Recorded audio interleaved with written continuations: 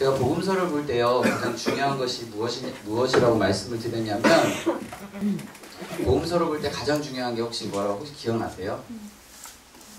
복음서를 볼 때 가장 중요한 건 마태, 마가, 누가복음 이 세 가지 복음서에서 가장 중요한 거 틀려도 괜찮아요. 글을 쓴 목적이 중요하다고 말씀을 드렸어요. 이 목적에 맞게 한번 읽어보셨는지 모르겠는데요. 읽어보셨으면 제가 그 강의했던 내용들이 조금 이렇게 조금씩 와닿을 거고요. 오늘 요한복음까지 같이 하면 이 사복음서에 대한 그런 그림이 조금 이렇게 그려질 거라고 저는 생각되었습니다. 오늘 요한복음 할 때 다시 말씀을 드리겠지만 요한복음 20장 31절에 보면 이렇게 기록 목적이 나오는데 20장 30절에 보면 이런 말이 있어요. 예수에 관한 기록들이 굉장히 많았다.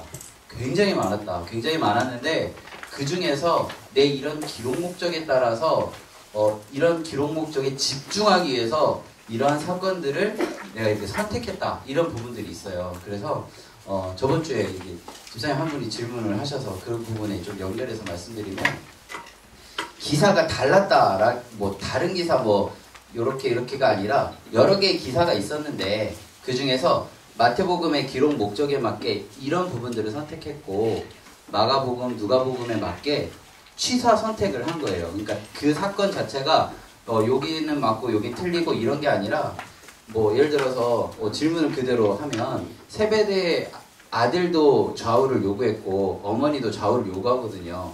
마태복음, 마가복음에서 이렇게 다르게 기록해요. 근데 그건 다른 것이 아니라 뭐 마태복음과 마가복음에 그 사건이 다 있었을 거예요. 있었는데 마태복음은 이제 제자와 관련된 부분들이 좀 강조가 되어져야 되기 때문에 어머니가 좌우를 요구한 그 부분을 기록한 것이고 마가복음은 제자들의 무지함에 대한 그런 것들이 목적이기 때문에 제자들이 좌우를 요구한 그 부분을 선택한 거예요. 그러니까 모든 사건들의 뭐 이거는 뭐 요게 맞고 저게 틀리고 이런 게 아니라 그 목적에 맞게 기록한 거라고 생각하시면 됩니다. 자, 그래서 마태, 마가, 누가복음 우리 좀 복습을 해보면 마태복음은 우리 딱 머릿속에 연상되어지는 그런 단어들이 있는데요. 혹시 뭐 좀 기억나는 것들 있으세요? 네? 네, 좋은 표현. 제가 좋은 표현이 나오면 이렇게 좀 쓰겠습니다. 그럼. 자, 마태복음에서 좀 기억에 남는 것, 아까 유대인. 또요?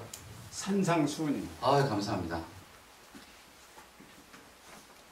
또요?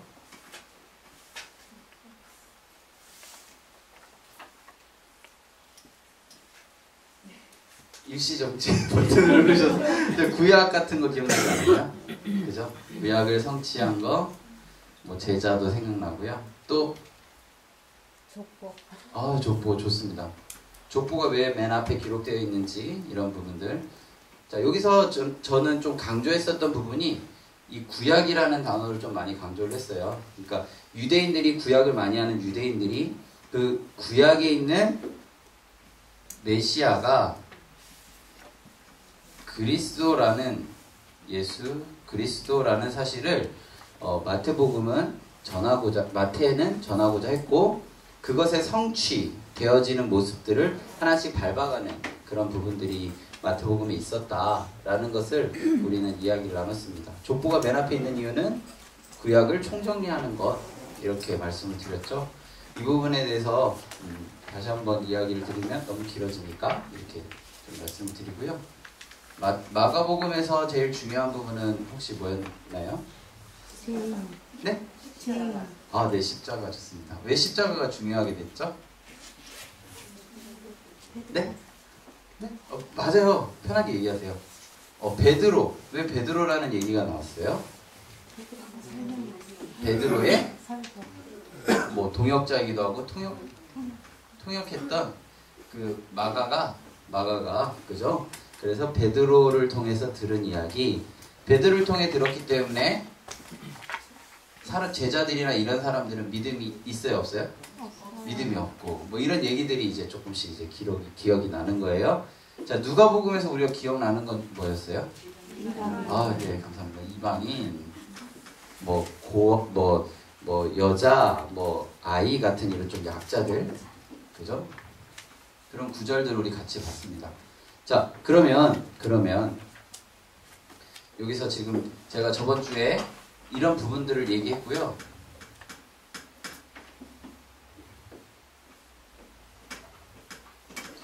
마태, 마가, 누가복음은 공관이라고 해서 같은 관점으로 이 모든 이야기들을 진행한다고 말씀을 드렸어요. 그러다 보니까 각자 주목하는 것에 따라 조금 다르게 기록했는데요. 죄송합니다. 마가복음은 십자가를 이렇게 집중하기 때문에 어떤 내용들이 혹시 기록 안 되는 거 기억나세요? 어떤 내용들? 예수님의 어린 시절. 네, 시험의 내용 또 네, 어린 시절 이라고 하면 뭐 출생과 관련된 이야기들까지 포함되는 거죠. 이런 얘기들이 십자가와는 직접적인 관련이 없기 때문에 동방박사라든지 뭐 목자가 찬양했다든지 예루살렘에서 12살 때 뭐 잃어버리고 막 가보니까 성전에서 대화하고 있고 이런 얘기들이 다 기록하지 않는 거예요. 이해되시죠? 여기까지. 자, 그러면 전체적인 흐름상에서 중요한 게 예수님의 순환 예고예요. 마태, 마가, 누가복음은 공관이라고 그래서 십자가를 향해 가는 예수의 관점으로 보고 있어요. 물론 마가복음이 십자가가 우리가 주제로 잡았지만 마태, 마가, 누가복음은 공통되게 십자가를 향해 가고 있는 예수에 대한 이야기들을 기록하고 있습니다. 그래서 예수님께서 순환 예고를 3번 하시거든요.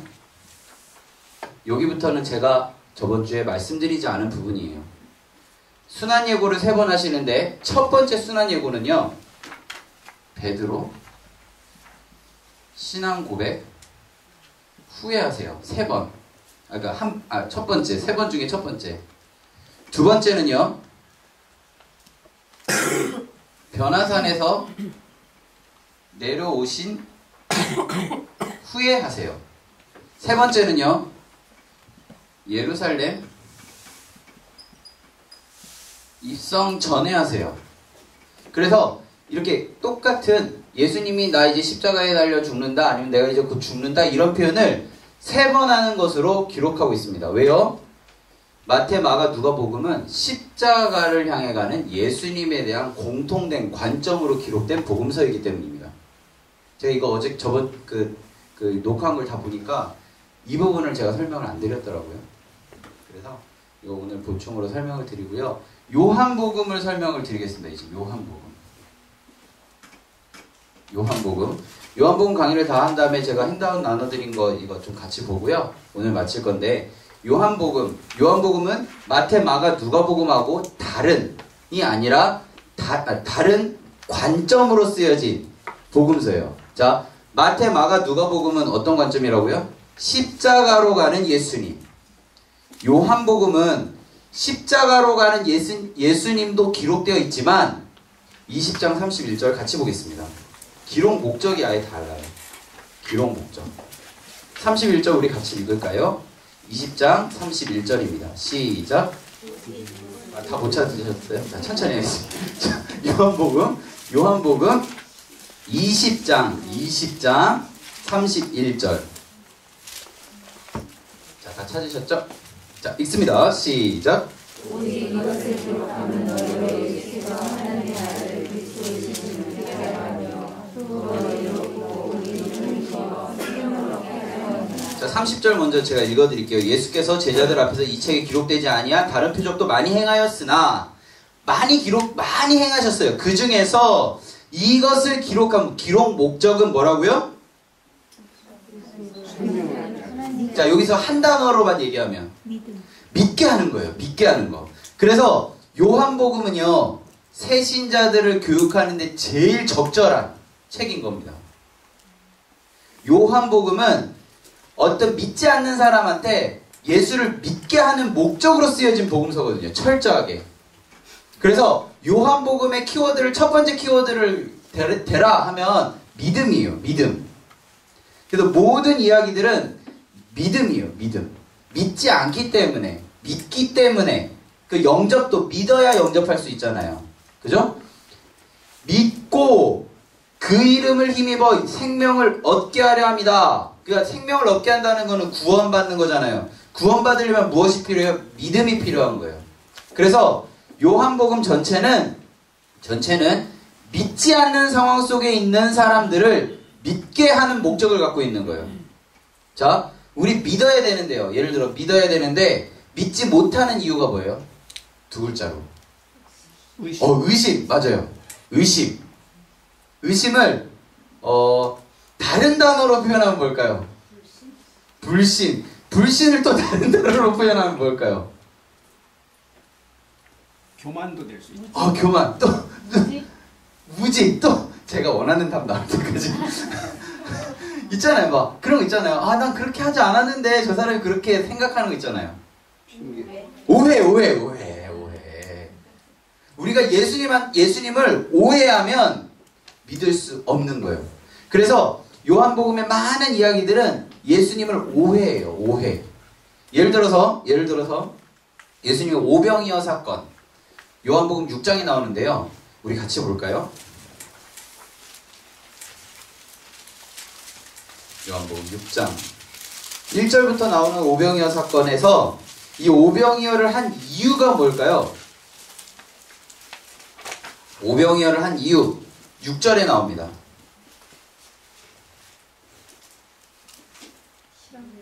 누구를?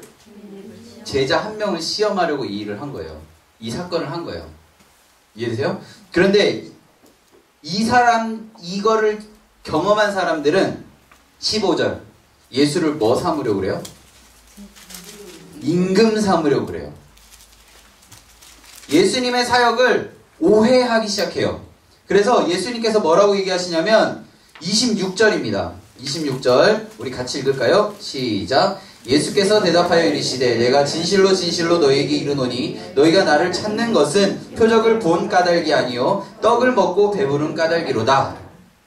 표적을 본 까닭이 아니고 콩고물 떨어지는 것 때문에 나를 찾는구나. 표적의 의미를 생각하는 것이 아니고 오해하였구나. 이게 바로 요한복음 전체에 있는 이야기들 속에 핵심되는 그런 대화의 패턴이에요. 그래서 여기 보면요. 29절 한번 보시겠어요? 29절. 예수께서 대답하여 이르시되 하나님께서 보내신 이를 믿는 것이 하나님의 일이다 라고 하죠. 믿는 것. 그런 식으로 이제 나중에 우리 다 같이 볼 건데요. 믿음이라는 단어에 대해서 계속 반복적으로 이야기해요. 믿음. 믿고 있느냐, 믿고 있느냐. 또 하나 볼까요? 요한복음 11장으로 한번 넘어가고 있습니다. 요한복음 11장에서 우리 나중에 11장은 천천히 다시 볼 거예요. 11장에서 22절 보겠습니다. 22절. 그러나 나는 이제라도 주께서 무엇이든지 하나님께 구하는 것을 하나님이 주실 줄 아나이다. 23절 예수께서 이르시되 내 오라비가 다시 살아나리라. 24절 마르다가 이르되 마지막 날 부활 때에는 다시 살아날 줄 내가 아나이다. 25절이요 예수께서 이르시는 나는 부활이요 생명이니 나를 믿는 자는 죽어도 살겠고 무릇 살아서 나를 믿는 자는 영원히 죽지 아니하리니 물어봤어요. 이것을 내가 믿느냐? 라고 물어봐요. 그러니까 27절에서 주여 그러하외다 라고 하죠. 마르다가 믿고 있는 거예요? 믿지 않는 거예요? 믿고 있는 거죠. 그죠? 이게 오해예요. 나중에 11장 읽을 겁니다. 마르다는 믿고 있지 않아요. 와, 대반전이죠. 천천히 한 절씩 다 읽어보면 마르다는 이 예수의 이야기를 믿고 있지 않아요. 학습된 대답을 하고 있는 것입니다. 나중에 우리 같이 볼 거고요. 또 하나 전체적인 그림을 그리는 지금 작업을 하는 거예요. 11장 2절 한번 보겠습니다. 11장 2절. 11장 2절 같이 읽습니다. 시작.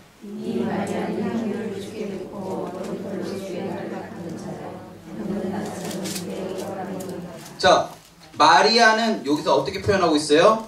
향유를 주께 붓고 머리털로 주의 발을 닦던 자다 라고 하고 있죠. 향유 붓고 머리털로 주의 발을 닦은 사건이 나사로 때문에 예수 앞으로 온 사건보다 앞일까요? 뒤일까요? 이 글만 따지면 앞에 있어야 돼요. 지금 제 이야기 이해되세요? 닦던 자다 라고 하고 있어요. 그러면 11장 앞에 있어야 될까요? 뒤에 있어야 될까요? 앞에 있어야 되겠죠. 12장 1절 한번 보겠습니다. 제가 읽어드릴게요. 6월절 엿새 전에 예수께서 베다니에 이르시니 이곳은 예수께서 죽은 자 가운데서 살리신 나사로가 있는 곳이라. 그죠? 3절 보세요. 마리아는 지극히 비싼 향유 곧 순전한 나드 한 근을 가져다가 예수의 발에 붓고 자기 머리털로 그의 발을 닦으니 향유 냄새가 집에 가득하더라. 와. 이거 뭐예요? 아까 앞에 있어야 되는데 왜 뒤에 있어요? 이런 겁니다. 요한복음은요 철저하게 목적에 맞게 쓴 거예요. 자 보세요. 다시 1장으로 갑니다. 이거 안 말하고 넘어가면 또 이제 마음에 오해가 생기시니까. 자 11장 아니 1장 11절 1장 11절 읽습니다. 시작. 자기 땅에 오매 주의 백성이 영접하지 아니하였으나 12절 시작. 영접하는 자 곧 그 이름을 믿는 자에게는 하나님의 자녀가 되는 권세를 주셨으니. 이거예요. 1장부터 11장까지의 이야기는 하나님께서 자기 백성들에게 많은 것들을 보여주셨으나 오해한 이야기들만 나열한 겁니다. 11장까지는 오해한 이야기들만 다 모아놓은 거예요. 그리고 12장 이후부터는 오해하지 않고 믿은 사람들의 이야기만 모아놓은 거예요. 자, 철저하게 뭐가 포인트예요? 믿느냐 안 믿느냐예요. 믿지 않는 사람은 어떤 사람이라고요? 영접하지 않는 사람. 믿는 사람은 어떤 사람이라고요? 영접한 사람. 그래서 11장과 12장이 순서가 바뀐 것처럼 보이지만 아니에요. 우리 소설 같은 거 이렇게 보시잖아요. 그러면 작가가 원하는 그런 순서대로 이렇게 재배치하는 것처럼 요한복음이 기록한 목적이 뭐예요? 믿게 하는 거예요. 그러니까 1장부터 11장까지 믿지 않는 사례들을 막 이렇게 기록하는 거예요. 그 중에서도 뭐 믿는 사람이 있겠죠. 그리고 12장 이후부터는 믿는 사람들이 그 영접하고 나서 누리는 것들을 이렇게 기록한 거예요. 12장 1절 예수를 믿었기 때문에 향유를 부을 수 있었던 거예요. 그 사건을 평생 기록한다라고 기록하고 있고요. 13장은 어떤 일이냐? 우리 잘 아는 이제 만남동산이 있는데요. 만남동산 세족식 아시죠? 13장이 기록되어 있어요.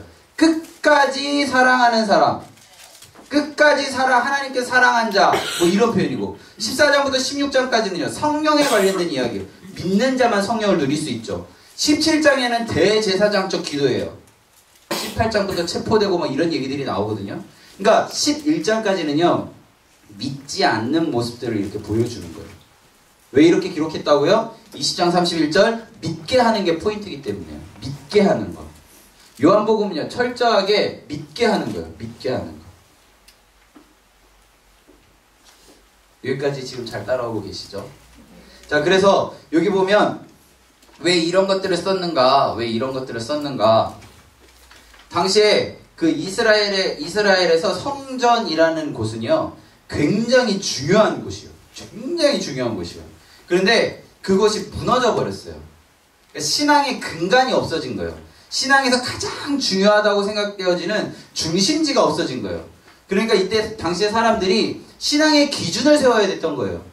예전에는 뭐 이렇게 죄를 짓고 뭔가 잘못하면 1년에 3번 예루살렘 성전에 가서 제사를 드리면 됐는데 그 공간이 없어져 버린 거예요.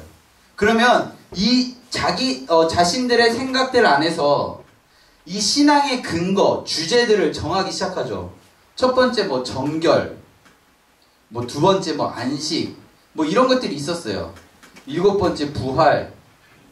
그 자신들의 여러 가지 신앙의 그런 생각들 안에서 정리한 이야기들이 있어요. 근데 그 정리를 누가 했냐면 사람이 했다는 거예요. 사람이 한 정리는 어떤 거예요? 불완전하다는 거죠.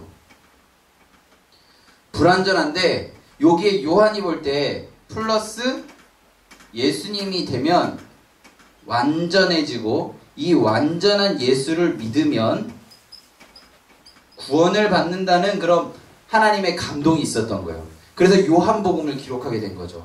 그래서 20장 31절에서 많은 이야기들이 있으나 그 중에서 내가 이것을 기록한 이유는 너희로 예수 그리스도가 하나님의 아들인 것을 믿게 하게 함이요 그거를 믿고 구원을 받게 하는 것이다 라는 포인트로 이제 요한복음 1장부터 21장까지 기록한 것입니다. 자, 그래서 첫 번째 정결과 관련된 거는 제가 저번 주에 말씀드리긴 했는데요. 물 항아리가 어떤 항아리라고 했어요? 정결 예식을 위한 항아리라고 말씀드렸어요. 그 항아리가 몇 개였어요? 6개였죠. 6이라는 숫자는 불완전의 상징수거든요. 그 불완전한 정결 예식에 예수의 말씀이 들어가니 7이 되고 사람들의 마음을 평안하게 하고 사람들의 마음을 넉넉하게 하는 잔치에 합당한 포도주가 생기는 거예요. 그게 바로 요한복음 전체에 흘러갑니다. 자, 그리고 4장으로 우리 한번 가볼게요. 4장. 4장에 가면요. 4장 43절 한번 보세요. 4장 43절. 왕의 신하의 아들이 병에 걸렸어요. 그래서 왕의 신하가 예수님한테 옵니다. 예수님한테 오니까요. 예수님께서 왕의 신하한테 어떻게 하냐면 말씀하세요. 자, 우리 한번 볼게요. 50절이요. 50절. 예수께서 이르시되 가라 내 아들이 살아있다 하시니 그 사람이 예수께서 하신 말씀을 어떻게 했어요? 믿고 가니라. 예수님 가셨어요? 안 가셨어요? 안 가셨어요. 나았을까요? 안 나았을까요? 나았죠. 왜요? 믿었기 때문이에요. 몇 시부터 나았을까요? 7시예요. 보세요. 52절. 그가 낫기 시작할 때를 물은즉 어제 7시에 열기를 떨어졌나이다. 이렇게 얘기하고 있어요. 이런 7이라는 숫자가 그냥 쓰여지는 게 아니에요. 자, 여기 보시면요. 제가 안 읽고 넘어갔는데 47절에 보면 그가 예수께서 유대로부터 갈릴리에 오셨다는 것을 듣고 와서 청하되 내려오셔서 내 아들의 병을 고쳐주소서 하니 그가 거의 죽게 되었음이라. 48절. 예수께서 이르시되 너희는 표적과 기사를 보지 못하면 도무지 믿지 아니하리라. 이렇게 되어 있죠. 그러니까 예수께서 신하에게 어떻게 얘기하신 거예요? 너 내가 이제 말만 할 건데 믿고 갈 수 있겠냐라고 얘기한 거예요. 신하 어떻게 했어요? 믿고 갔죠. 그러니까 예수님이 그 치유가 시작되어지는 것이 행해지게 된 것입니다. 자, 우리 또 3장으로 한번 가볼까요? 3장. 3장에서 오해를 하죠. 오해를. 니고데모가요. 어떻게 오해했어요? 3절 우리 같이 읽겠습니다. 3절 시작. 예수께서 대답하여 이르시되 진실로 진실로 내게 이르노니 사람이 거듭나지 아니하면 하나님의 나라를 볼 수 없느니라. 자, 2절에서 예수님한테 와서 이렇게 얘기해요. 예수께 와서 이르되 라삐여 우리가 당신은 하나님께로부터 오신 선생인 줄 아나이다. 하나님이 함께 하시지 아니하시면 당신이 행하시는 이 표적을 아무도 할 수 없음이니이다. 하니까 예수님께서 진실로 진실로 내게 이르노니 사람이 거듭나지 아니하면 하나님의 나라를 볼 수 없다 라고 얘기하니까요. 니고데모가 어떻게 오해해요? 사람이 늙으면 어떻게 날 수 있사옵나이까? 두 번째, 모태에 들어갔다가 날 수 있사옵나이까? 지금 니고데모는 예수님은 영적인 거듭남을 얘기하고 있는데 니고데모는 육적인 거듭남을 얘기를 하는 거예요. 이런 식으로 요한복음 전체는요, 완전히 오해 속에서 진행이 돼요, 이야기가. 그런데 여기서 4장에 보면요, 지금 제가 테마를 하나씩 그냥 소개하는 건데요. 4장에 사마리아 여인이 나오잖아요. 사마리아 여인. 자, 우리 내용을 알지만 모른다고 칩시다. 사마리아 여인이 경제적으로 도움을 얻기 위해서 남자가 몇 명이 그 사람을 지나갔을까요? 6명이겠죠. 자기가 의지하려고 했던 그 남성들이 이 남성만 있으면 나의 경제적인 삶이 해결될 거라고 믿고 의지했던 그 존재들이 요한이 볼 때 이 이야기 속에서는 어떤 존재예요? 불완전한 존재라는 거죠. 그래서 6명인 거예요. 자, 볼게요. 18절입니다. 18절. 죄송해요. 17절. 제가 먼저 16절 읽을게요. 계속 올라갑니다. 이르시되 가서 내 남편을 불러오라. 17절 시작.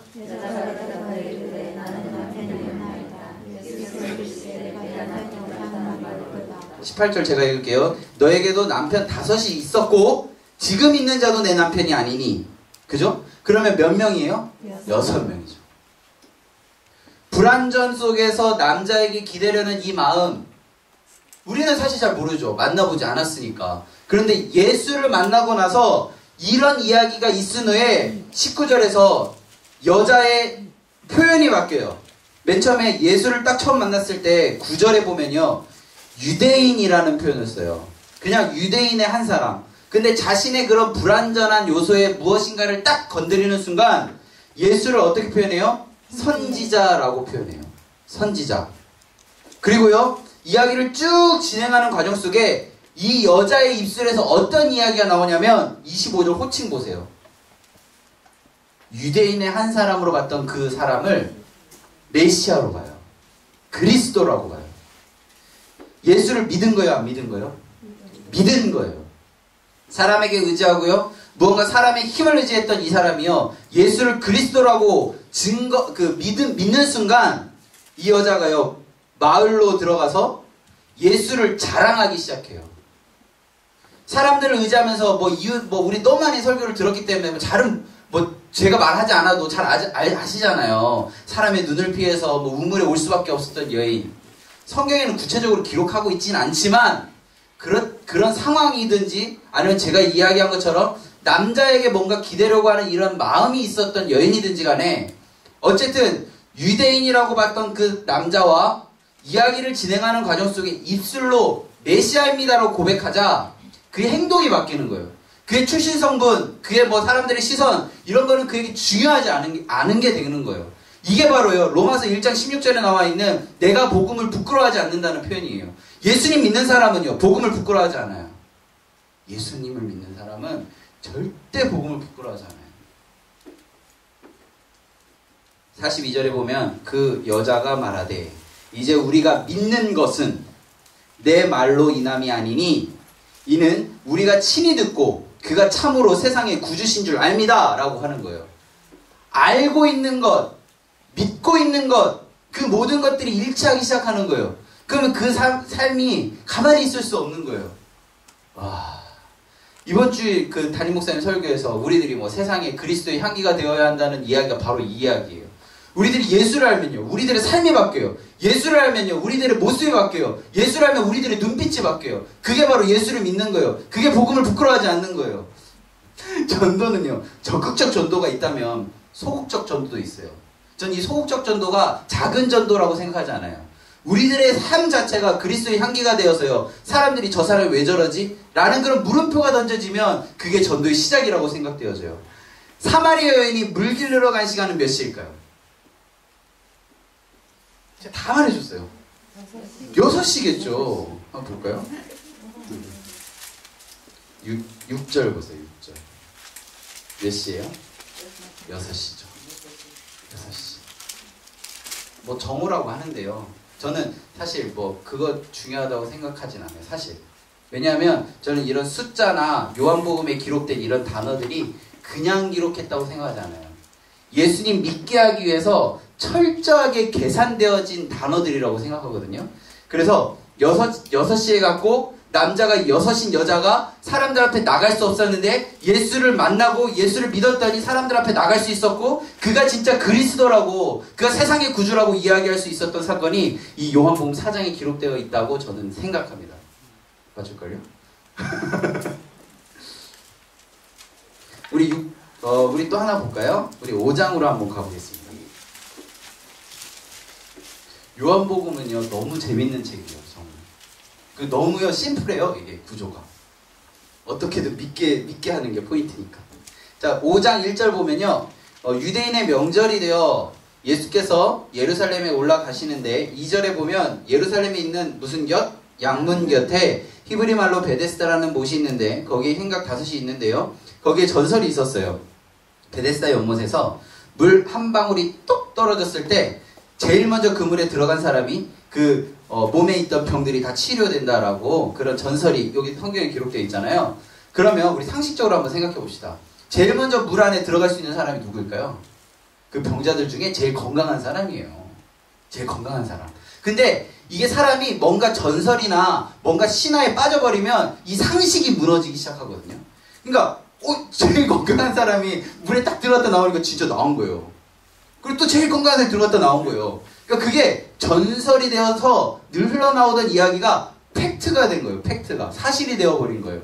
그러면 이 양문곁 베데스다라는 사람들, 그 주변에 있는 사람들이 모이기 시작하는데 무엇에 주목하냐면 질병이 치유되어지는 것에 주목하기 시작해요. 자, 요한복음은요, 이스라엘의 그 상황들을 우리가 좀 알아야 되는데, 이스라엘은요, 병이 있다라는 것이라고 생각했어요. 그래서 그 병 때문에 자신의 삶이 자유할 수 없었어요. 그럼 그 사람에게 없는 건 무엇이에요? 두 글자로, 우리 기독교적 용어로? 안식. 마음에 쉼이 없는 거예요. 그가 만일에 이제 그 죄라고 여겨지는 그 몸의 질병이 자유로워지면 그는 진정한 쉼을 누리고 안식을 얻을 수 있거든요. 근데 이 베데스다 연못에서 물방울 떨어질 때만 계속 주목하고 있으면 어떻게 돼요? 쉴 수가 없는 거예요. 언제 그게 퍼질지 모르잖아요. 근데 그 시간이 어느 정도 됐냐면요. 5절 보세요. 38년 동안 그랬대요. 38년. 그의 삶 가운데 38년 동안요. 쉼이 없었던 거예요. 쉼이 없었던 거예요. 그때 예수님께서 뭐라고 얘기하시냐면 6절입니다. 예수께서 그 누운 것을 보시고 병이 벌써 오래된 줄 아시고 이르시되 내가 낫고자 하느냐? 병자가 대답하되 주여 물이 움직일 때에 나를 못에 옮겨주는 사람이 없어 내가 가는 동안에 다른 사람이 먼저 내려갔나이다. 자, 8절에 보면 예수께서 이르시되 일어나 내 자리를 들고 걸어가라 하시니 9절 그 사람이 곧 나와서 자리를 들고 걸어갔어요. 자, 이 사람은 그럼 예수의 말을 믿은 거예요? 안 믿은 거예요? 믿은 거죠. 그날이 어떤 날일까요? 안식일이죠. 와, 이런 거예요. 요한복음. 너무 멋있지 않아요? 그런데요, 또 하나의 비밀이 있습니다.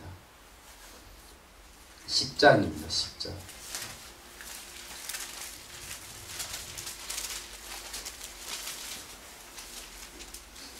10장 7절 보세요. 예수님이 자기 자신을 무엇이라고 표현하고 있어요? 양의 문.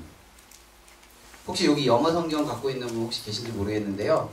베데스다 연못에 있던 양문이 양의 문. 예수님 자신이 양의 문이 되신다는 거예요.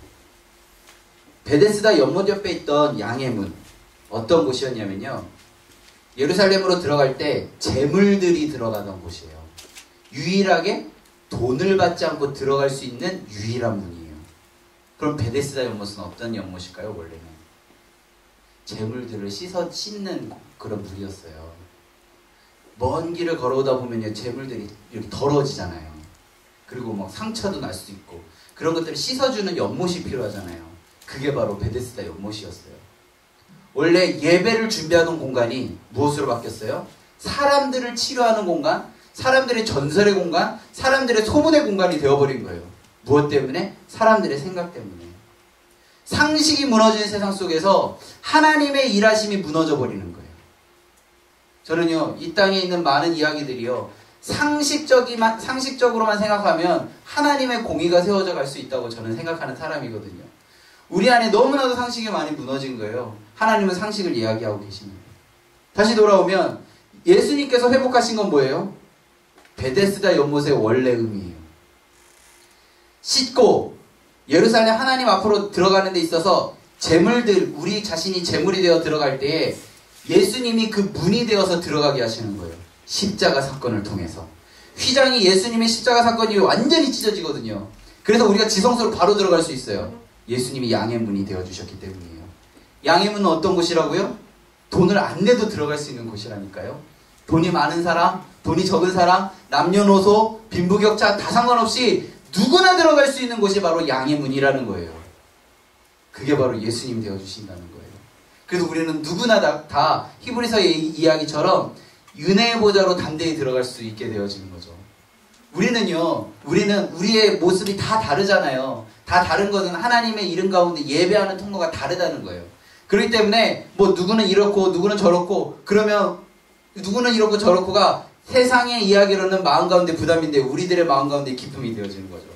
누구는 이렇게 예배하네, 누구는 저렇게 예배하네, 누구는 이런 방법으로 예배하네, 누구는 이런 방법으로 예배하네. 하나님의 이름 가운데 있는 우리는요, 그렇게 살아가는 거예요. 세상에서 여러 가지 상황들을 바라볼 때요, 요한복음에서 이야기하는 것은 요한복음 5장에서는 하나님께서 계속 말씀하시는 게 딱 하나예요. 너 무엇 원하니? 넌 무엇을 원하니? 그럼 내 이야기를 믿고 그렇게 행해보면 안 되겠니? 라고 물어보고 계시는 거죠. 요한복음에서는 계속 반복적으로 그런 이야기들을 하고 있는 것입니다. 지금 제 이야기가 어느 정도 이해되세요? 어렵지 않으시죠? 네. 그럼 제가 왜 아까 요한복음 11장에 있는 마르다가 오해하고 있는지를 지금 제가 천천히 설명을 드리도록 하겠습니다. 요한복음 11장 우리 좀 한번 펴보시겠어요? 요한복음 11장에 보면요, 아까 11장과 12장이 제가 순서가 이렇게 앞뒤가 바뀐 거는 제가 잘 설명을 드린 걸로 알고요. 6절이에요. 6절. 6절이 아니고요. 4절. 3절부터 읽어야겠군요. 이에 그 누이들이 예수께 사람을 보내어 이르되 주여 보시옵소서 사랑하는 자가 병들었나이다. 자, 병들었어요. 예수 여기서 사랑하는 자는 나사로죠. 나사로가 지금 병들어 있는 상태예요. 4절 예수께서 들으시고 이르시되 이 병은 자 어떤 병이라고요? 죽을 병이 아니라고 했어요. 근데 우리 잘 알죠? 나사로 죽었어요? 살았어요? 죽었죠. 이상해요 뭔가. 우리가 알던 거랑 좀 달라요. 자, 죽을 병이 아니라는 것을 예수님도 알고 계셨어요. 자, 5절에서 마르다랑 동생, 이건 마리아고요, 나사로를 사랑하세요. 6절 나사로가 병들었다 함을 들으시고 그 계신 곳에 이틀을 더 유하세요. 그러니까 바로 가신 게 아니라 이 일을 더 유하신 거예요. 더 거하신 거예요. 자, 7절에서 그 후에 제자들에게 이르시되 유대로 다시 가자 하니 쭉 넘어가세요. 9절에서 11절 우리 같이 읽겠습니다. 시작.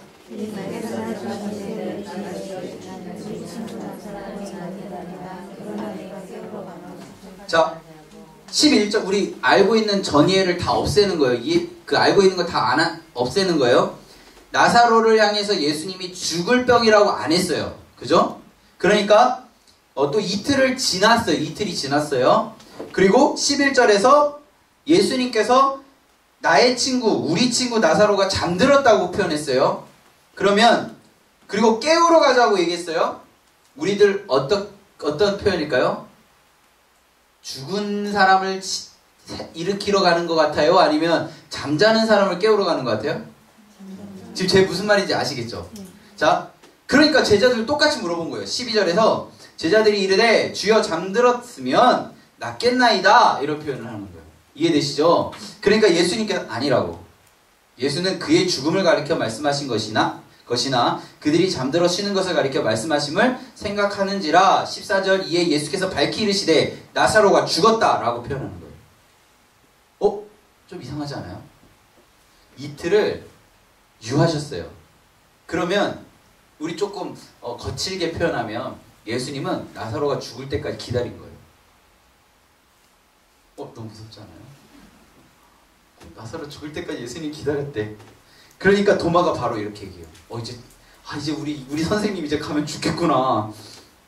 우리도 주와 함께 죽으러 가자. 의리를 보여준 거예요. 의리를. 그래서 예수께서 17절에서 예수께서 와서 보시니 나사로가 무덤에 있은 지 며칠 지났어요? 4일이 지났어요.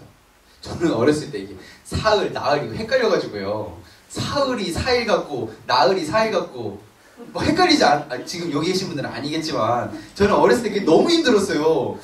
그래서 사흘, 나흘 그냥 나온 김에 좀 힘드시죠? 그래서 제가 그래서 어쨌든 많은 유대 19절에 보면 저는 예수님이 죽은 다음에 또 바로 가시지 않은 것 같아요. 저는.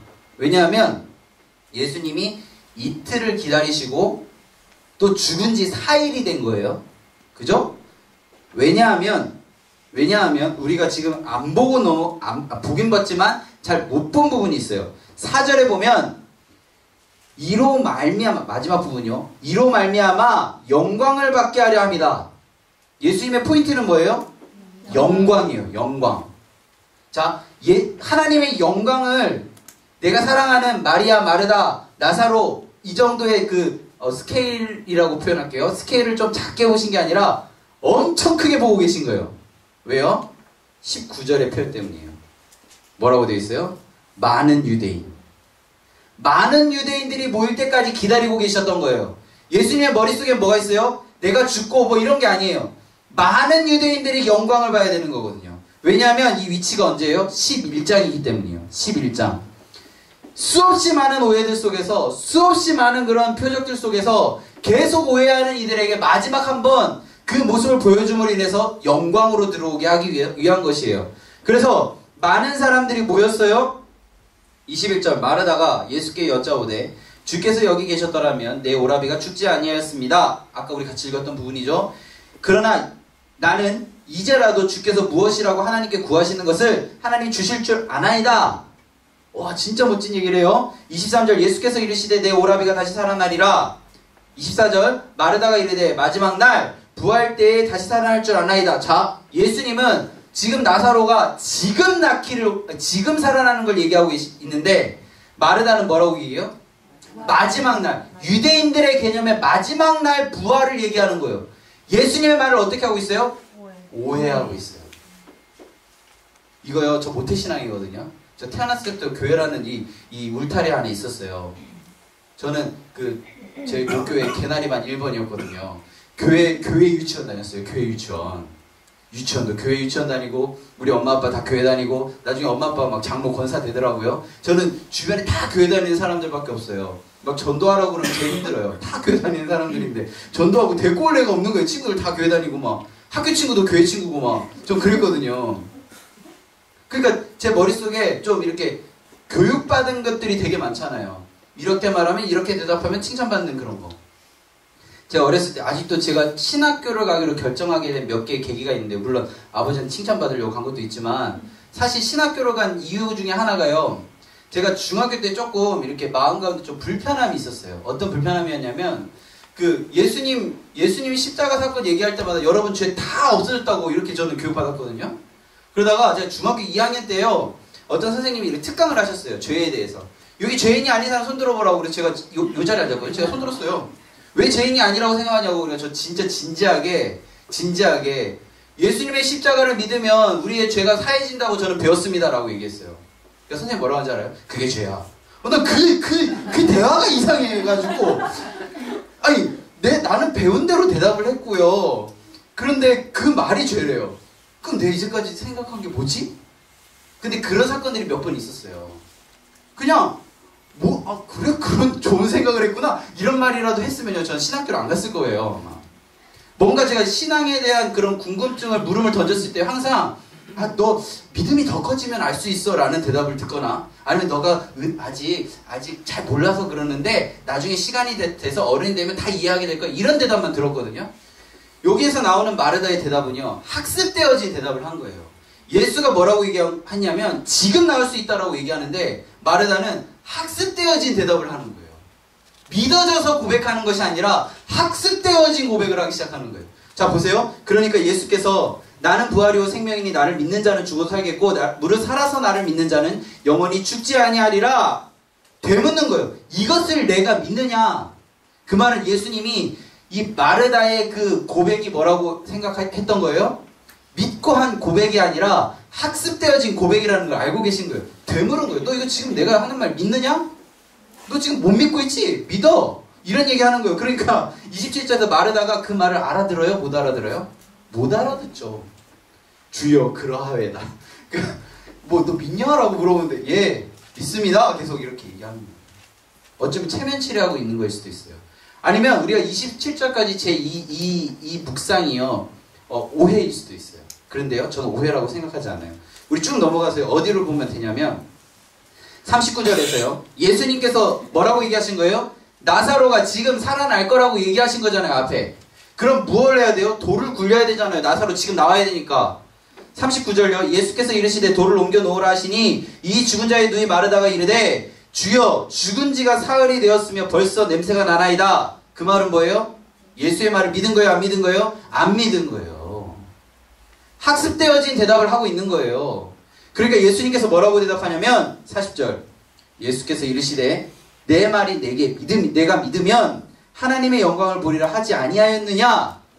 너 지금 믿고 있지 않구나 라는 것을 다시 얘기하는 거예요. 계속 키워드가 뭐예요? 믿느냐? 우리가 그냥 지적으로 알고 있는 것을 그냥 되뇌이는 것이 아니라 진정 그 말을 믿느냐? 믿는 사람은요 복음을 부끄러워하지 않아요. 예수님께서는 우리에게 계속 물으세요. 믿느냐? 믿느냐? 그것을 믿느냐? 그러면서 예수님께서 돌을 옮겨놓고 하늘을 우러러보시고 이르시되 아버지여 내 말을 들으신 것을 감사하나이다. 항상 내 말을 들으시는 줄을 내가 아나이다. 그러나 이 말씀 하옵는 것을 둘러싼 무리를 위함이니 곧 아버지께서 나를 보내신 것을 그들로 어떻게 믿게 하려 함이니이다. 계속 믿음을 얘기합니다.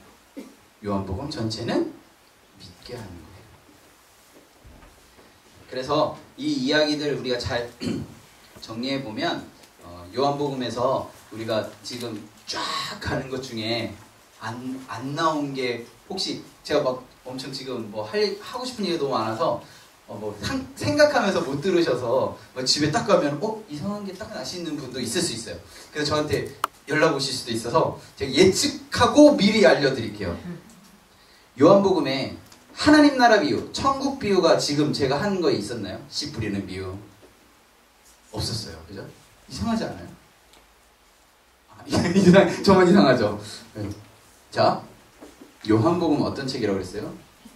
믿게 하는 거예요. 믿게 하는데 제일 방해되는 게 뭐예요? 비유. 아니 비유가 아니라 비유 나중에 설명드릴 건데 믿게 하는데 제일 방해되는 게 뭐라고 그랬어요? 오해. 자, 비유에 대한 얘기를 좀 해볼게요. 비유, 마태복음 13장으로 가겠습니다. 제자들이 예수님한테 물어봐요. 왜 비유로 얘기하시냐고. 못 알아듣는데 왜 비유로 얘기하시냐고. 자, 요한복음 13장입니다. 마태복음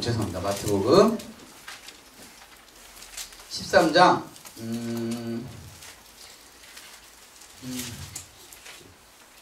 13절 보겠습니다.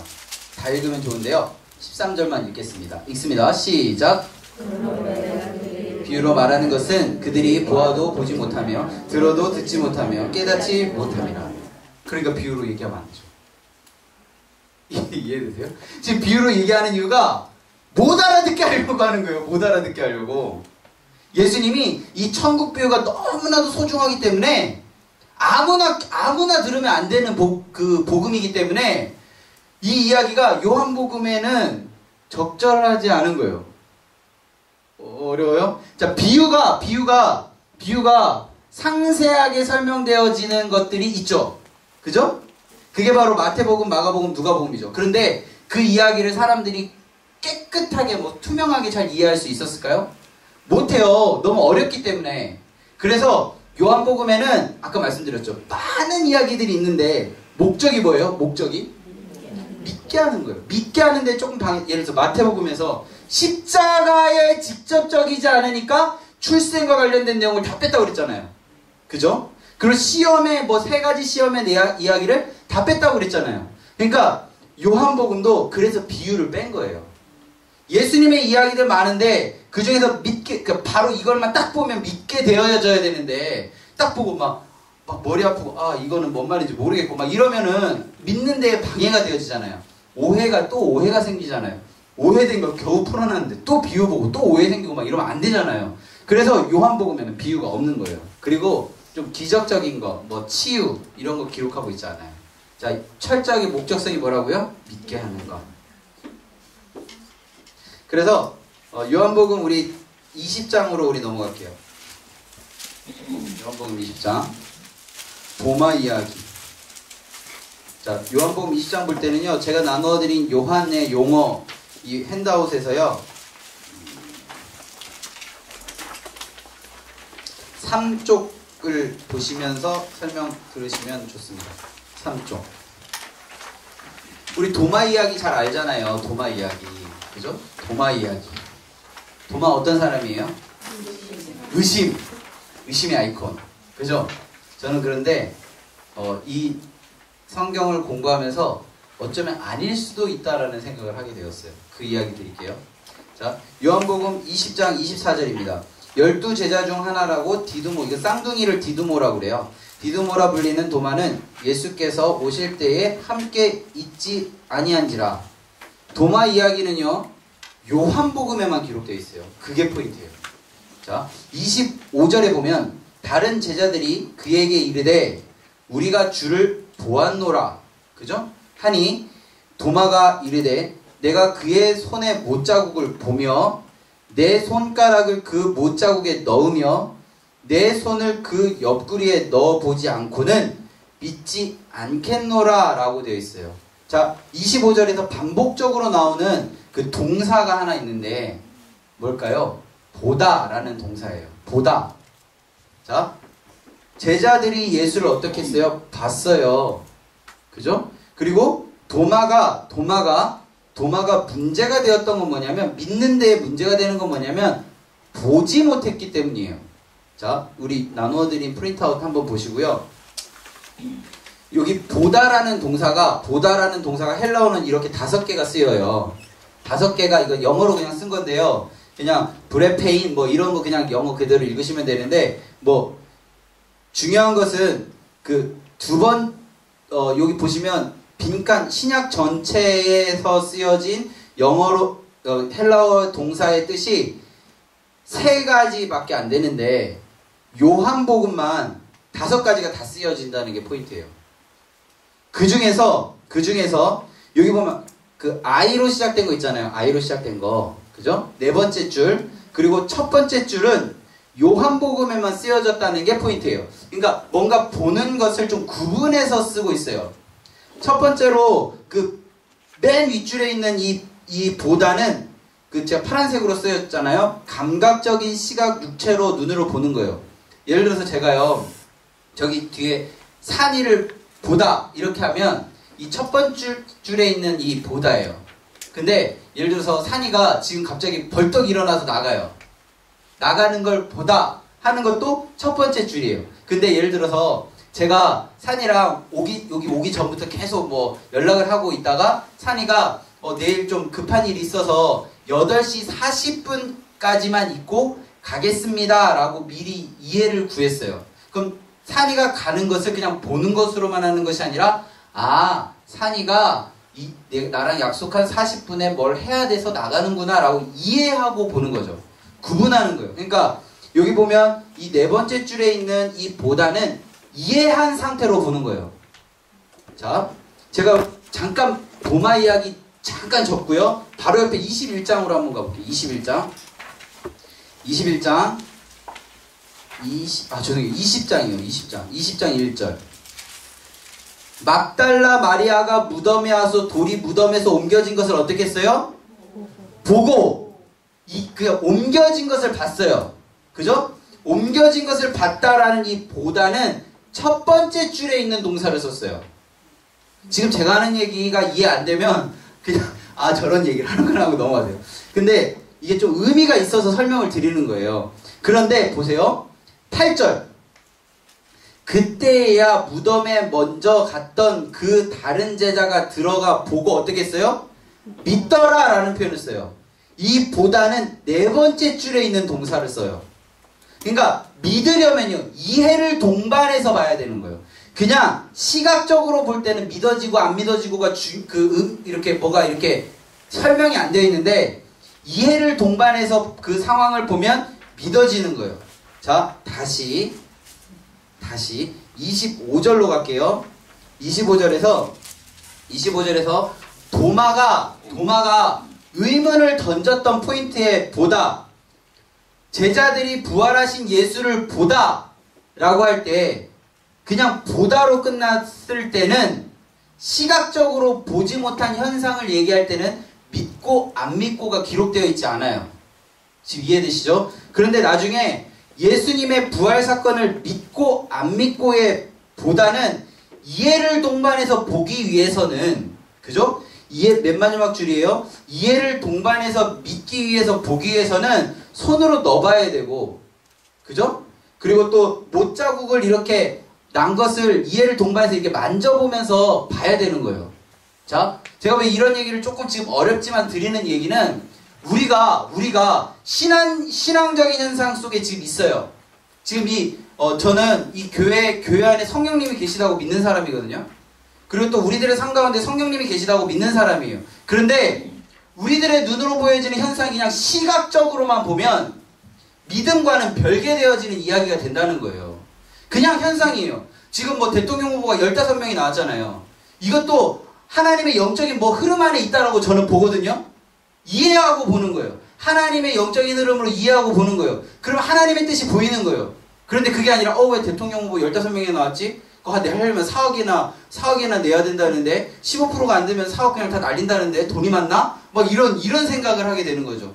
우리들의 지금 보는 것들이 하나님의 영적인 흐름 안에서 이해하고 보고 있느냐, 그렇지 않고 그냥 보이는 대로 보고 있느냐, 우리들의 신앙의 모습은 어떠냐라는 물음을 지금 던지고 있는 거예요. 도마가 그냥 의심의 아이콘, 저도 그렇게 보고 있어요, 사실은. 그런데 그것을 한 단계 우리가 이제 성경 공부를 하고 있으니까 업그레이드를 해보자는 거예요. 도마가 믿지 못했던 거는 단순히 시각적인 수준의 그런 보지 못한 그런 게 아니라 자신의 삶 가운데 부활이라는 사건이 이해되어지는 그런 현장 속에서의 봄의 현장이 없었기 때문에 내가 그 이해되어지는 현장 속에 내가 있어야겠다라고 이 의문을 던진 거예요. 신앙이 실제화가 되어져야 된다는 물음 속에 있는 거예요. 우리들이 이런 도마의 물음이 있어야 돼요. 그냥 눈으로 바라보는 것들, 이런 상황들, 우리 교회 지금 성도 수가 조금씩 늘어나고 있거든요. 그런 것들이 그냥 눈으로 보여지는 것들로만 우리가 이해하면 안 되는 거예요. 이것을 통해 하나님 무슨 얘기를 하고 계신가? 그래서 눈에 보여지는 것들을 통해서 우리가 기도해야 되는 거죠. 우리들이 진짜 중요한 것은 그냥 시각적인 보는 것에서 끝나면요, 우리들의 신앙은 그냥 그렇게 끝나는 거예요. 근데 이해를, 하나님께서 이 현상을 왜 나에게 보여주시는지를 이해하면서 보면 그것이 무엇으로 이어지냐면 믿음으로 이어지는 거예요. 그러니까 제 포인트는 뭐냐면, 눈으로 보는 현상을 그냥 우리 시력으로 보는 것에서 끝나는 것이 아니라, 왜 나에게 이런 걸 보여주시지 하는 하나님이 주신 이해함 안에서 보면 그게 믿음으로 연결되어진다. 뭐 이런 얘기를 지금 제가 굉장히 어렵게 드린 거예요. 그냥 죄송합니다. 하고 나서 너무 죄송한 이렇게 그냥 짧게 얘기하면 되는 거를 뭐 도마가 의심의 아이콘은 맞고 우리가 이해를 통과해서 보자 이거예요. 그러니까 강의할 때는 좀 이게 있어 보여야 되기 때문에 뭐 이렇게 하는 거예요. 하여간 제가 그 요한복음에서 드리고 싶은 가장 키가 되는 이야기는요, 믿게 하기 위함이라는 거예요. 믿게 하기 위함. 그러니까 우리가 알고 있었던 많은 정보들이 어쩌면 우리가 하나님을 믿는 데에 방해되는 요소가 될 수도 있고, 아니면 그 알고 있던 것이 하나님의 이름 가운데 사용되어지는 정보가 되어질 수 있어요. 그래서 제가 말씀드리는 부분들이 100% 그것만이 진짜다 이게 아니라 여러 가지 상황들을 좀 이렇게 요한복음이라는 그림 안에서 제가 설명을 드리는 거거든요. 그래서 그러다 보니까 육시라는 이런 부분이나 이런 부분들이 조금 오해나 혼란이 있을 수 있는데요. 혼란을 드렸으면 제가 너무 죄송하고요. 그러니까 알고 계신 것도 맞고요. 그러니까 포인트 자체를 저는 믿음이라는 단어에 지금 집중하고 있기 때문에요. 요한복음 전체 1장부터 21장까지 다 읽으면 너무 좋고 그 의미를 하나씩 보면 좋은데, 우리 안에 제한된 2시간 안에 이걸 설명을 드리다 보니까 좀 이렇게 좀 영어로 러프하게 설명하게 되어지는 부분이 있습니다. 그렇게 할게요. 자, 우리 다시 보면요. 우리 아까 같이 보지 않았던 부분들을 좀 같이 볼게요. 그래서 이제 우리는 1장으로 우리 다시 한번 가보겠습니다. 1장으로 가면, 자, 11절까지, 11장 11절 12절에서 1장에서 11장까지에 좀 주목해서 지금 읽었어요. 그죠? 그 상황에서 예수님께서 계속 반복해서 이야기하시는 것은 믿음이에요. 믿음. 믿지 않으면 어떤 거예요? 영접하지 않은 거죠. 믿으면 뭐예요? 12절. 영접하는 자, 곧 그 이름을 믿는 자에게는 하나님의 자녀가 되는 권세를 주셨으니, 믿는 것은 곧 영접입니다. 그래서 지금 제가 같이 보는 부분은 영접이라는 부분 안에서 이제 볼 건데요. 먼저 첫 번째 이야기를 우리 같이 좀 보도록 하겠습니다. 1장에 보면 예수님이 제자들을 이렇게 하나씩 불러 모으시기 시작하는데요. 예수님께서 그 나다나엘이라는 사람을 만나세요. 1장 43절부터의 이 에피소드 안에 있는 이야기인데, 여기 보면 44절에서 빌립, 안드레, 베드로와 한 동네 사는 베세다 사람들이고요. 이때 45절에 보면 빌립이 나다나엘을 찾아 이르되 모세가 율법에 기록하였고 여러 선지자가 기록한 그 일을 우리가 만났으니 요셉의 아들 나사렛 예수니라 라는 표현이 있어요. 자, 그러면 빌립과 나다나엘은 모세가 율법에 기록한 이 구약에 기록된 여러 선지자까지 하면 구약을 말하는 거거든요. 율법과 여러 선지자에 기록된 그이가 뭐예요? 그리스도죠. 그리스도가를 우리가 만났다라는 표현을 쓰고 있어요. 그러면 구약에 있는 메시아 그리스도를 빌립과 나다나엘은 알고 있는 거예요? 모르고 있는 거예요? 알고 있는 거죠. 그죠? 구약에 있는 메시아에 대한 이야기를 알고 있는 거예요. 그런데 여기서 요셉의 아들 나사렛 예수라고 빌립이 이야기를 해요. 근데 여기서 나다나엘이 물음표를 던지죠. 무엇을 물음표를 던지냐면 나사렛에서 무슨 선한 것이 날 수 있느냐라는 물음표를 던지는 거예요. 여기서 가장 물음표가 되어지는 단어가 뭐예요? 나사렛입니다. 우리가 잘 알잖아요. 나사렛 예수. 그죠? 그런데 나다나엘은 구약을 잘 알았던 사람이에요. 메시아를 기다리고 또 기다렸던 사람이에요. 그의 머릿속에는 구약에 있는 많은 구약 구절들이 있었을 것이고, 그리고 자기가 생각하는 그런 메시아의 모습이라는 게 있었을 거예요. 그런데 다 받아들일 수 있었는데 하나 때문에 예수를 받아들이는 게 좀 힘들었어요. 뭐냐면 바로 나사렛입니다. 나사렛은요, 나중에 시간 나시면 좀 이게 시간 바쁘시잖아요. 그래서 제가 또 이게 찾아봤거든요. 구약 전체에서 나사렛이라는 단어는 한 번도 나오지 않아요. 지명으로 나사렛이라는 단어는 한 번도 등장하지 않아요. 자, 구약에 한 번도 등장하지 않은 지명에서 내가 기다리던 메시아가 나왔다는 이야기가 첫 번째로 이해되지 않았던 거예요. 그래서 제가 또 찾아봤죠. 이게 그 성경 그 지리 막 이런 것들이 있거든요. 책들 찾아보니까 나사렛이라는 지역이 굉장히 작은 도시였대요. 그러니까 뭔가 뭐 지금처럼 막 신도시 느낌으로 구약엔 기록되어 있진 않지만 이 정도 되는 뭐 좀 신도시 느낌이면 좀 받아들일 수 있겠다라는 그런 여지도 없었던 거예요. 그러니까 나사렛이라는 동네에서 예수가 나왔다는 이 사실이 구약을 열심히 공부했던 나다나엘에게는 좀 받아들이기 힘들었던 거예요. 그런데요, 여기 보시면 그러면 보통 저같이 성격 급한 사람이면 아니야 라고 얘기하고 안 갔을 텐데, 나다나엘은 또 빌립이 가서 보라니까 또 가서 봐요. 가서 보는데요, 47절에서 예수께서 나다나엘이 자기에게 오는 것을 보시고 그를 가리켜 이르시되 보라, 이는 참으로 이스라엘 사람이라 그 속에 간사한 것이 없도다. 그러니까요, 나다나엘이 딱 이렇게 얘기하는 거예요. 당신 어떻게 날 알아요? 이런 거예요. 어떻게 나를 아시나이까? 예수께서 대답하여 이르시되 빌립이 너를 부르기 전에 내가 무화과 나무 아래 있을 때 보았다 라는 표현을 써요. 그 다음에 갑자기 어떻게 나사렛에서 그런 그리스도가 날 수 있습니까? 라고 물음표를 던졌던 이 나다나엘이요, 태도를 싹 바꿔요. 어떻게 해요? 랍비여, 당신은 하나님의 아들이십니다 라는 표현을 써요. 당신은 이스라엘의 임금이십니다 라는 표현을 써요. 완전히 태도가 돌변하죠. 무화과 나무 아래서 어떤 일이 있었냐면요, 또 제가 또 찾아봤잖아요. 옛날에 구약을 열심히 연구하던 사람들이요 모였던 이런 곳이요 무화과 나무 아래였대요. 무화과가요 이렇게 그 당시에 사람들 살아가는 도시 안에서 가장 흔한 그 그늘이 많은 그런 나무였대요. 그래서 율법을 연구하는 학자들이 그 무화과 나무 아래에서 서로 토론도 하고 대화도 하고 그런 좀 상징적인 공간이거든요. 그럼 나다나엘은 무엇을 했을까요? 무화과 나무 아래에서 메시아를 묵상하고 메시아를 기다리는 마음으로 기도하고, 그렇게 기다리던 모든 시간들을 그냥 딱 한 문장으로 예수님이 탁 전한 거예요. 그 순간 나다나엘의 마음은 녹아버린 거죠. 하나님께서 우리들이 지금 이렇게 공부하고 있는 모습을 보고 계시다니까요.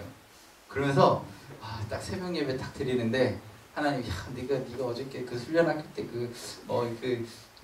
그 앞에서 전도사가 말하는데 마음 불편한데도 막 그렇게 마음이 그래도 지키면서 성경 본다고 그렇게 앉아있었던 모습을 네가 그렇게 했던 것들 내가 다 봤다? 네 마음이 하나님 막 이런 것들이 막 마음 가운데 느껴지면 내 마음 가운데 얼마나 평안을 믿겠어요. 이건 좀 제가 그냥 좀 우스갯소리로 얘기했지만, 예를 들어서 내 마음 가운데 너무나도 힘든 일이 있었어요. 근데 하나님 말씀 붙들고 하나님 그래도 기도하면서 무언가를 해나가던 그런 나의 모습을 하나님께서 내 마음 가운데 감동으로 다가오셔서 너가 그렇게 하는 걸 내가 다 봤다. 내가 다 봤다. 이런 얘기 한마디 하시면 내 마음에 완전 싹 녹아 들어가지 않을까요? 그거를 나다나엘이 경험한 거예요. 이 나다나엘이요, 저는 요한복음을 한 장씩 한 장씩 읽으면서 무엇을 봤냐면, 저 성경 때 그런 거 많이 하거든요. 나다나엘이 언제 나오냐면요, 맨 마지막 장에 나와요. 21장으로 우리 가보겠습니다. 21장.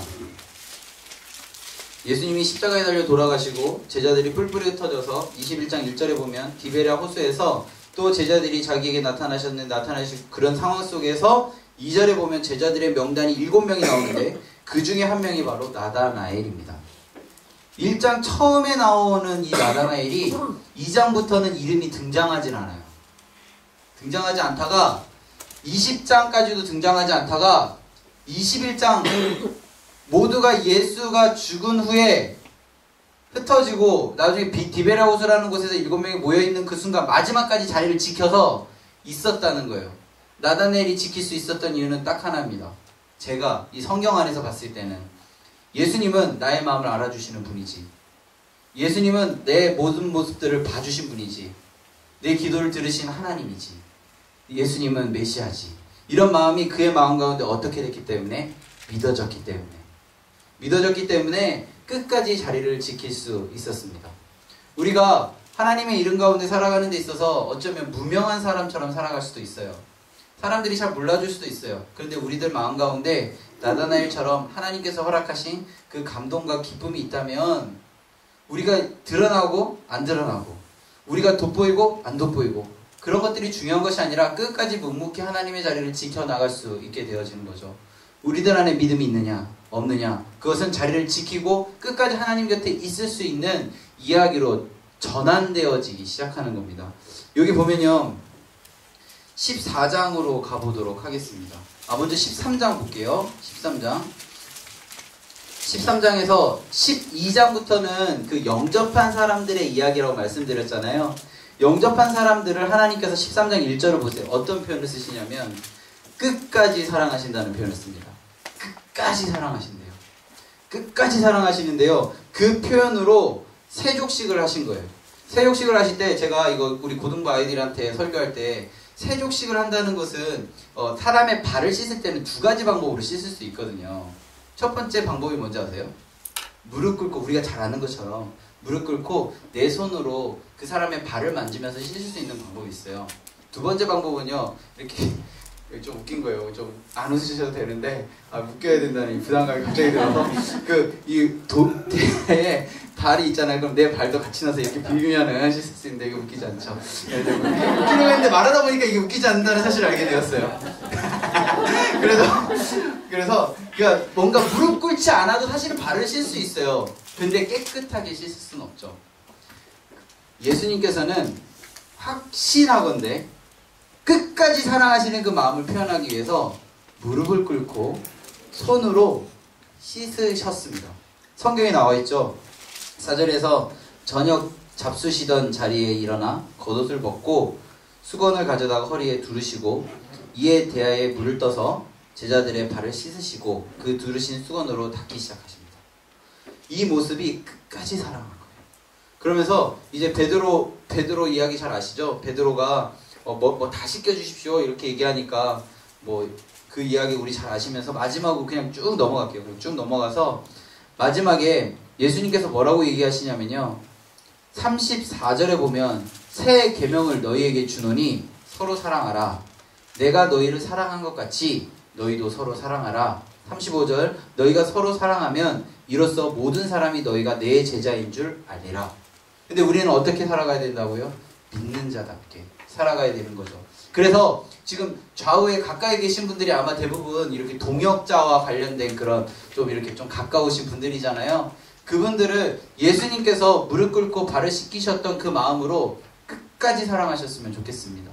서로가 서로를 섬기면서 끝까지 사랑하는 마음으로 바라볼 때요, 그 모습을 보고 많은 사람들이 예수의 제자인 줄 알게 되는 거래요. 우리들 안에 있는 권리를 포기하고 하나님께 나아간다면 수없이 많은 사람들이 우리가 하나님 예수님의 제자가 되는 줄을 알게 되어 간다라고 성경은 기록하고 있습니다. 우리 14장에 보면요. 14장에 보면 이 상황 속에서 1절에 보면 우리 같이 읽을까요? 1절 읽습니다. 시작. 너희는 마음에 근심하지 말라. 하나님을 믿으니 또 나를 믿으라. 2절에 보면요. 내가 내 아버지 집에 거할 곳이 많도다. 그렇지 않으면 너희에게 일렀으리라. 내가 너희를 위하여 거처를 예비하리라. 이렇게 쭉 얘기하니까요. 5절에 보니까 도마가 뭐라고 얘기하냐면 주여 주께서 어디로 가시는지 우리가 알지 못하거늘 그 길을 어찌 알겠사옵나이까? 라고 얘기했어요. 예수께서 이르시되 내가 곧 길이요 진리요 생명이니 나로 말미암지 않고는 아버지께로 올 자가 없다. 너희가 나를 알았더라면 내 아버지도 알았으리로다. 이제부터는 너희가 그를 알았고 또 보았다 하니까요. 빌립이 뭐라고 얘기하냐면 주여 아버지를 우리에게 보여 주옵소서. 그리하면 족하겠나이다. 예수께서 이르시되 빌립아 내가 이렇게 오래 너희와 함께 있으되 내가 나를 알지 못하느냐? 나를 본 자는 아버지를 보았거늘 어찌하여 아버지를 보이라 하느냐? 라는 표현을 쓰는 거예요. 자, 11장 이전에는 이런 표현이 별로 나오지 않아요. 이런 표현이 별로 나오지 않는데 나중에 우리 성경을 읽어가실 거니까 12장 이후에는 나와 하나님이 동일하다는 것을 계속 표현해요. 이것을 알려면 어떻게 해야 되는 거예요? 12장 이후 영접한 자만이 알 수 있는 거예요.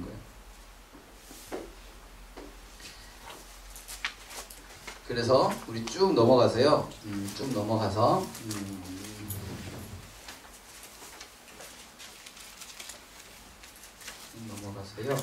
다 보면 좋은데 시간이 없으니까 16장으로 넘어갈게요. 16장 13절 보겠습니다. 16장 13절 우리 같이 읽을까요? 16장 13절 시작.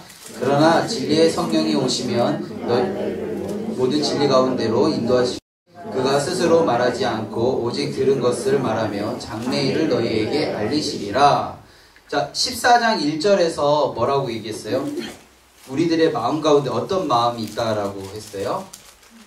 근심하지 말라는 것은 우리들의 마음 가운데 뭐가 있어요? 근심이 있는 거죠.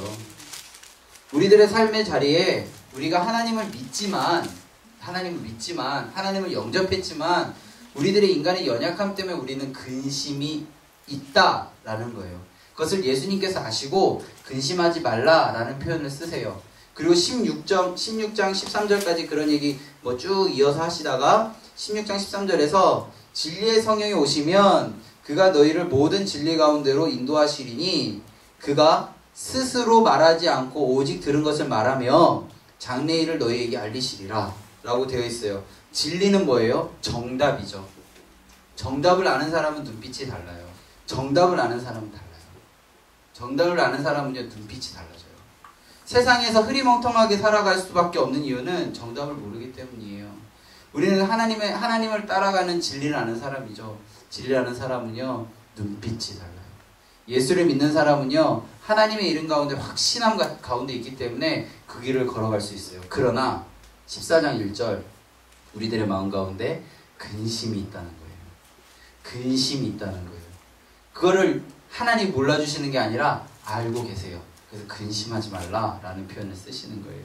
그러면서 우리 가운데 무엇이 뭐라고요? 진리의 성령이 오시면 그가 너희를 모든 진리 가운데 인도하시리니. 하나님의 영적인 그런 체험을 하신 분들 그 기쁨과 그 행복함 기억해 보세요. 그때 얼마나 좋으셨어요. 그런데 우리들의 마음 가운데 자꾸 근심이 들어오고 베드로전서 5장처럼 우는 사자같이 사단이 우리들 주변에서 자꾸 우리를 장난을 치기 때문에 우리들의 마음 가운데 자꾸 근심이 오죠. 그 원어로 보면요 사단이 우리들한테 장난치는 그것이 어떤 느낌이냐면요 그 우리들 안에 있는 그런 허점이 그 엄청나게 큰 구멍 이런 게 아니에요. 바늘구멍 같다라고 표현하거든요. 그 사단이 이렇게 가면서 바늘 하나를 갖고 다니면서 그 바늘구멍을 딱 교묘하게 탁 찌르는 그런 느낌이래요. 정확하게 찌른대요. 여러 군데 찌르면 방어하니까 한 방에 탁 찌른대요. 그게 사탄이에요. 그러니까 우리가 잘 이겨내보려고 하는데 우리들이 자꾸 근심하게 되는 거죠. 그때 진리의 성령이 우리들의 삶 가운데 어떻게 걸어갈 수 있는지 인도하시고 우리들의 삶 가운데 알려주시는 그런 이야기들이 영접함 안에 있는 사람들이 누릴 수 있는 것이라고 성경은 기록하고 있습니다. 그래서 16장 33절을 우리 같이 읽을게요. 읽습니다. 이것을 너희에게 이르는 것은 너희로 내 안에서 평안을 누리게 하려 함이라. 세상에서는 너희가 환난을 당하나 담대하라. 내가 세상을 이겼노라. 자, 우리가 예수를 영접하고 나면 우리들의 삶 가운데 환난이 있어요, 없어요? 있죠. 없을 수도 있고. 그죠? 완전히 없어진다라고 표현하지 않아요. 성경 뭐라고 하고 있어요? 세상에서 너희가 환난을 당하나 담대하라. 내가 세상을 이겼노라. 영접하는 자는요, 그 시선이 어디를 향하고 있냐면 하늘을 향하고 있어요. 나중에 우리 야고보서 가면 얘기할 건데 위로부터 난 지혜를 향하고 있거든요. 이 땅을 주목하고 있지 않아요. 위를 보게 되어 있어요. 그렇기 때문에 우리 안에 있는 평안함은 세상을 바라봄으로 인한 평안함이 아니라 하늘을 바라봄으로 인한 평안함이에요. 그렇다고 우리들의 세상에서 여러 가지 환난이 없어지는 것이 아니라 그것으로 인하여 우리들의 마음이 어려워질 수도 있지만 성경은 이야기하고 있어요.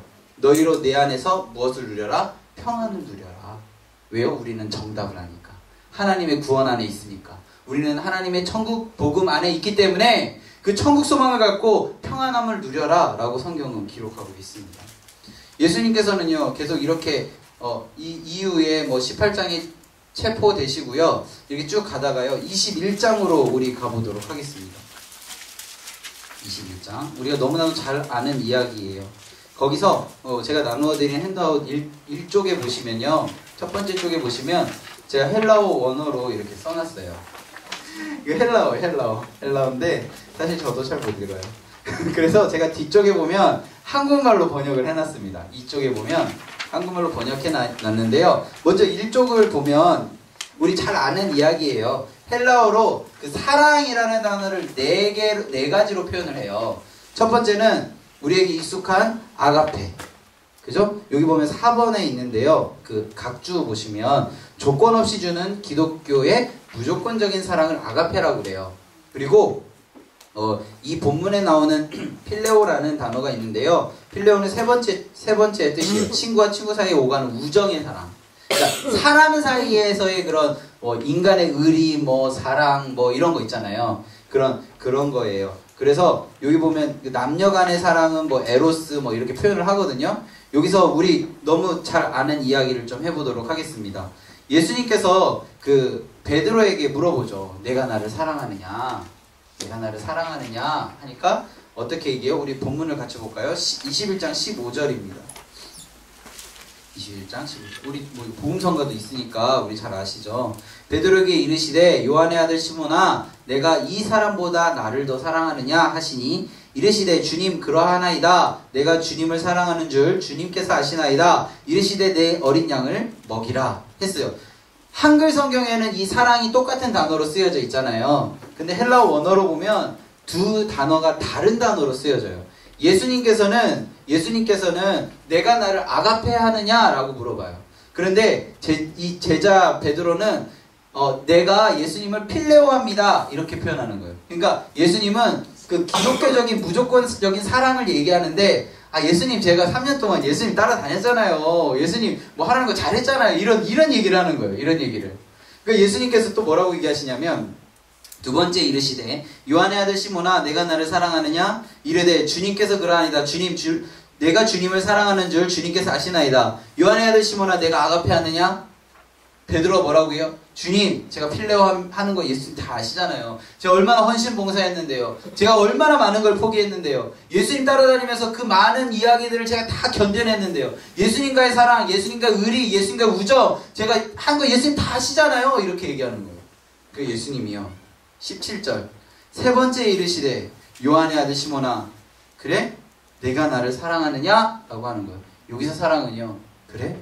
진짜 너가 나를 필레오 하느냐? 라고 물어보는 거예요. 그러니까 베드로가 딱 어떻게 해요? 근심하여 이르되 주님, 모든 것을 아시오매 내가 주님을 사랑하는 줄을 주님께서 아시나이다. 아가페 하느냐라고 물어볼 때는요, 그렇게 당당하게 말하던 베드로가 이제 너 진짜 나를 필레오하니? 너 정말 나의 그 의리 상황 속에서 그렇게 하니? 라고 얘기할 때 근심했죠. 왜요? 베드로는 예수님을 3번 부인했거든요.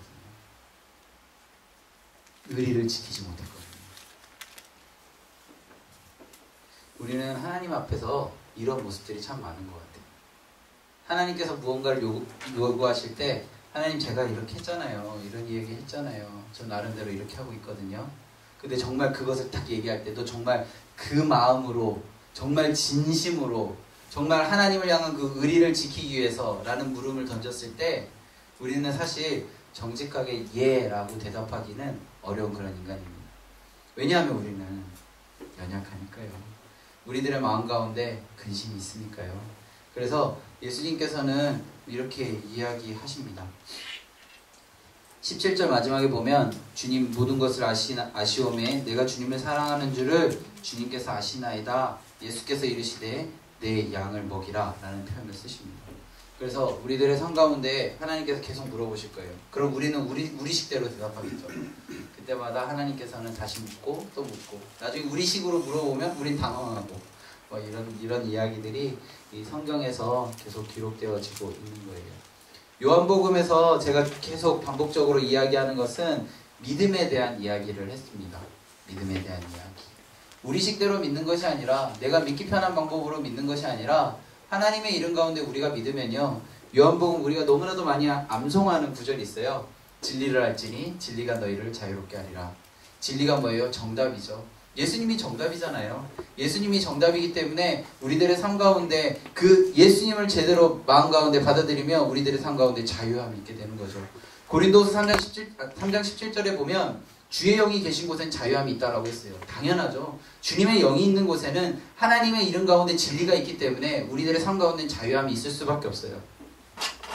자, 한 가지만 이야기 드리고 오늘 마치도록 하겠습니다. 제가 영어를 잘 못하는데요. 영어를 하나만 좀 쓸게요. 죄를 영어로 어떻게 쓰는지 알아요? 이렇게 쓰죠. 죄인이 아들이 되어질 수 있는 방법은 딱 하나예요. 나를 없애는 거예요. 나를 없애고 내가 없다라고 이야기하면 우리는 아들이 될 수 있는 거죠. 그래서 우리는 권리를 포기해야 되는 겁니다. 제 안에 너무 많은 것들이 가득해서 내가 너무 많아서 아들 되지 못했던 나의 삶들이 자꾸 드러나는 거예요. 하나님께서는 나를 내려놓고 아들 되어지는 것을 원하시는데 내가 너무도 많아서 하나님 앞에서 정말 학습되어진 믿음 안에, 믿음이라는 표현도 좀 그렇지만 학습되어진 신앙인의 모습으로 살아가는 나의 모습 때문에 나를 통해 사실 일들이 너무나도 많으실 텐데도 불구하고 제 수준 안에 머물러 버리는 그런 하나님의 이야기들이 너무나도 마음에 걸리더라고요. 그래서 이제는 좀 어떻게 하면 사실 나를 내려놓는지 사실 솔직히 잘 모르겠어요. 그런데 하는 방법을 지금 고민하면서 기도한 것은 정직해지자 이거였어요. 모르는 것으로 그냥 있고 기도하면서 나의 연약함 뭔가 덮으려고 하지 말고 정직해지자. 이게 제 지금 생각이에요. 그래서 여기 계신 분들도 나를 내려놓고 아들이 되어지는 우리가 되어지면 하나님 너무 좋아하실 것 같아요. 그래서 하나님의 이름 가운데 여기 성경 지금 같이 보진 않았는데요. 하나님께서 그 성전 사건이 있을 때 좀 오해되어지는 것들이 있거든요. 그것이 이 성전을 두고 그 건물 성전을 두고 한 것이 아니라 예수라는 것을 알게 된 게 살아난 후에야 알게 되었다라는 성경의 구절이 있어요. 그래서 우리가 나중에 알 수도 있지만 하나님의 진리는 변하지 않아요. 하나님의 그 정답은 변하지 않아요. 우리가 오해할지라도 변하지 않지만 우리가 하나님 앞에 바로 서려고 몸부림치면 하나님 우리에게 알려주시고 우리를 아까 진리의 성령이 오시면 알게 하신다고 하셨던 것처럼 하나님 우리에게 뭐 알려주시려고 진짜 너무나도 많은 루트로 저희들에게 알려주시는 거예요. 그걸 보고 있죠 우리는. 근데 그걸 이해를 하면서 하나님이 영적인 눈으로 이해하면서 그것들을 바라본다면 우리는 믿지 않을래야 않을 수 없는 그런 삶을 살아가게 되는 거죠. 여기 계신 분들이 복음을 부끄러워하지 않고 우리 수서교회에서 당당히 서 나간다면 아직 우리 수서교회 안에 아직 믿을까 말까 이렇게 고민하시는 분들의 마음 가운데 막 불이 일어나서 진짜 하나님 알아가는데 정말 힘쓰고 서로가 서로에게 제자가 되어지는 그런 삶이 되어지기를 진짜 너무나도 간절히 바라고 소망합니다. 오늘 요한복음 포인트 뭐예요? 믿음입니다. 그 마음으로 우리 1장부터 21장까지 한번 읽어보시고요.